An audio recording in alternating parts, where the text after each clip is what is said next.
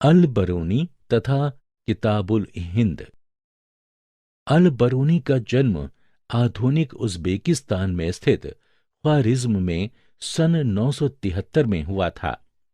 ख्वारिज़्म शिक्षा का एक महत्वपूर्ण केंद्र था और अल बरूनी ने उस समय उपलब्ध सबसे अच्छी शिक्षा प्राप्त की थी। वो कई भाषाओं का ज्ञाता था, जिनमें सीरियाई, अरबी, फारसी, हिब्रू तथा संस्कृत शामिल हैं। 1017 ईस्वी में सुल्तान महमूद ने ख्वारिज़्म पर आक्रमण के पश्चात कई विद्वानों तथा कवियों को अपने साथ अपनी राजधानी गजनी ले आया। अल बरूनी भी उनमें से एक था। गजनी में अल बरूनी की भारत के प्रति रुचि विकसित हुई। पंजाब के गजनवी साम्राज्य का हिस्सा बन जाने के बाद अल बरूनी भारत आए और ब्राह्मण पुरोहितों तथा विद्वानों के साथ कई वर्ष बिताए और संस्कृत, धर्म तथा दर्शन का ज्ञान प्राप्त किया।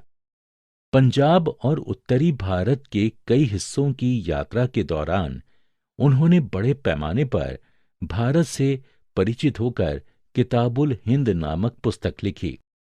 अरबी में लिखी गई अल बरूनी की कृति किताबुल हिंद की भाषा सरल और स्पष्ट है।